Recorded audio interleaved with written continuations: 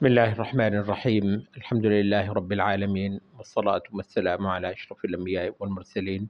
نبينا محمد وآلہ وصحبہ اجمعین، اما بعد۔ ریاض الصالحین کی حدیث نمبر 1،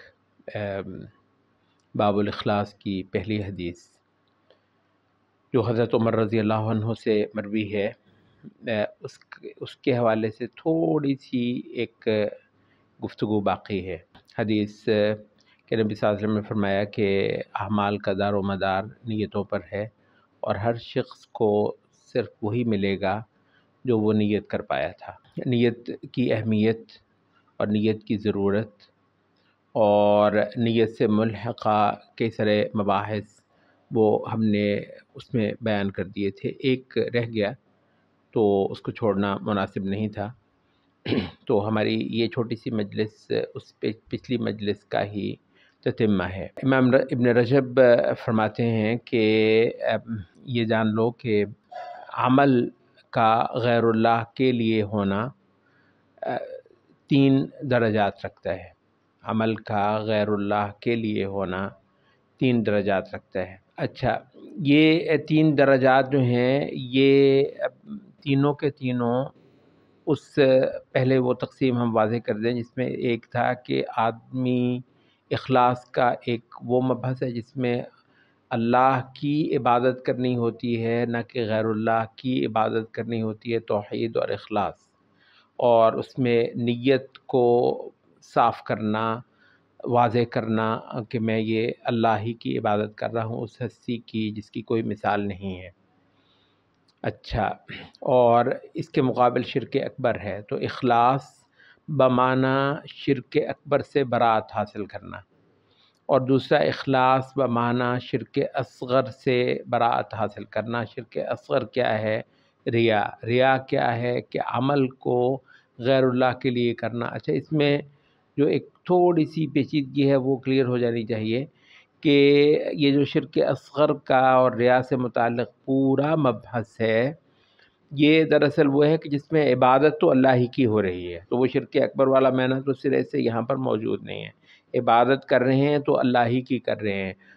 لیکن اس میں وہ غیر اللہ کے لیے کیسے ہو گیا؟ اس معنی میں کہ غیر اللہ سے اس پر ہم داد پانا چاہ رہے ہیں، غیر اللہ کو متاثر کرنا چاہ رہے ہیں، اور غیر اللہ کے آگے ہم اس کا دکھاوا کرنا چاہ رہے ہیں۔ اچھا، تو اس وجہ سے یہ کلیئر ہو جائے کہ یہ اس مجلس میں جو پورا مبحث بیان ہو رہا ہے وہ غیر اللہ کے لیے کیا گیا عمل سے مراد یہ ہے کہ عبادت تو وہ اللہ ہی کی ہو رہی ہو لیکن دکھاوا مخلوق کے لیے ہو رہا ہو۔ اچھا، تو اب ہم واپس آ جاتے ہیں۔ ابن رجب کہتے ہیں کہ عمل غیر اللہ کے لیے ہونا اس کے 3 مراتب ہیں۔ ایک یہ ہے کہ وہ اصلاً ہی غیر اللہ کے دکھاوے کے لیے کیا گیا تھا، اصلاً ہی، اور اس معنی میں کہ نماز اس نے پڑھنی ہی نہیں تھی، پڑھی ہے تو اس لیے کہ لوگ دیکھ رہے ہیں۔ اچھا، پتہ نہیں فلاں اس نے صدقہ، خیرات، زکوٰۃ، بہت سارے کوئی دیگر دین کے اعمال ہو سکتے ہیں، وہ سرے سے اس نے نہیں کرنے تھے، کیا ہی صرف اس لیے ہے کہ لوگ دیکھ رہے ہیں۔ اچھا، تو اس میں سرے سے وہ جو ہے نا اللہ کی خاطر عمل کرنے کا معنی مفقود ہے۔ کہتے ہیں یہ ریا کا سب سے بڑا درجہ ہے، اور اس کے اندر نیت کا جو فساد ہے یہ بدرجہ اتم پایا جاتا ہے، اور یہ صرف اتنا نہیں ہے کہ اس عمل کا ثواب نہیں ہے بلکہ اس پر ایک بہت بڑا گناہ اس کو ملتا ہے، اور وہ جو اس طرح کی جو احادیث ہیں کہ ایک قرآن پڑھنے والے کو دوزخ میں پھینکا جائے گا، ایک جہاد کرنے والے کو دوزخ میں پھینکا جائے گا، تو دراصل اس کا یہی انطباق ہے کہ اس نے اصلاً اور اساساً ایک عبادت، اللہ کی عبادت کا ایک عمل غیر اللہ کے دکھاوے کے لیے کیا تھا۔ دوسرا جو مرتبہ ہے وہ کہتے ہیں وہ یہ ہے کہ عمل اساساً تو اللہ کے لیے کیا تھا، اگر لوگ نہ بھی دیکھ رہے ہوتے تو اس نے نماز پڑھنی ہی تھی، روزہ اس نے رکھنا ہی تھا، صدقہ اس نے کرنا ہی تھا، جہاد اس نے کرنا ہی تھا، لیکن یہ ہے کہ یہ اس کے کرنے کے ساتھ یہ غیر اللہ کے دکھاوے کو بھی شریک کر بیٹھا ہے۔ اچھا تو وہ کہتے ہیں کہ اس عمل کے بھی باطل ہونے میں کوئی شک نہیں ہے، یہ عمل بھی باطل ہے، وہ اس پہلے کی نسبت کم سنگین ہے، اور اس پر بھی آدمی کو جو سزا یا اس کو جو گناہ بننے کا عمل ہے وہ باقاعدہ طور پر موجود ہے۔ تیسرا مرتبہ کہتے ہیں کہ یہ ہے کہ عمل اصلاً بھی اللہ کے لیے تھا، اور کسی اور کو شریک کرنے کا کوئی جذبہ بھی اس کے اندر کار فرما نہیں تھا، لیکن دوران عمل کچھ ایسا ہوا ہے کہ کسی نے دیکھا ماشاءاللہ جی تہجد پڑھی جا رہی ہے، تو آپ اندر سے لڈو پھوٹنے لگے کہ واجبہ اس نے دیکھ تو لیا نا، اب وہ دیکھا ہے اس نے تو متاثر ہوگا، کہے گا، ہو سکتا ہے 10 بندوں کے سامنے بھی کہے رات کے وقت میں نے دیکھا کہ ماشاءاللہ جی تہجد پڑھ رہا تھا یہ بندہ۔ تو اچھا آپ جو ہے نا وہ اس وقت خوشی سے سرشار ہو رہے ہیں کہ فلاں نے بھی دیکھ لیا، فلاں نے بھی دیکھ لیا، اور حقیقت میں عرض کر دوں یہ بہت سنگین حملہ ہے ابلیس کا انسان کے اوپر، بہت سارے، کیونکہ اصلاً آپ اللہ کے لیے ہی وہ عمل کر رہے ہوتے ہیں، اس وجہ سے آپ سمجھ بھی رہے ہوتے ہیں کہ میں تو ٹھیک ہوں اور اس میں بھلا کیا ہے۔ اچھا تو وہ یہ ہے کہ آدمی یہ اس پر البتہ کہتے ہیں کہ کیا یہ عمل سارے کا سارا باطل ہے؟ کہتے ہیں اس پر علماء کا اختلاف موجود ہے، اور قوی تر رائے یہ ہے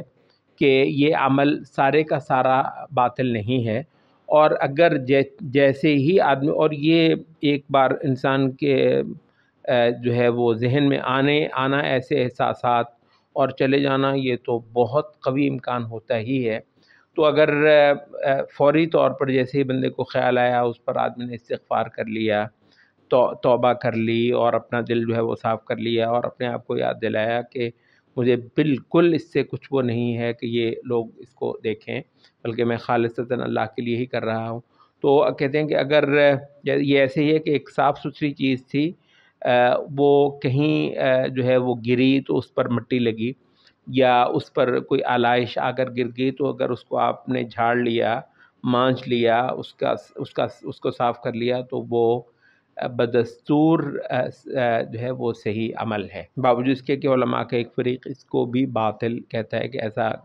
عمل بھی جو ہے وہ اللہ کے ہاں قبول ہونے والا نہیں ہے۔ اس تیسری قسم کے حوالے سے مزید ابن رجب نے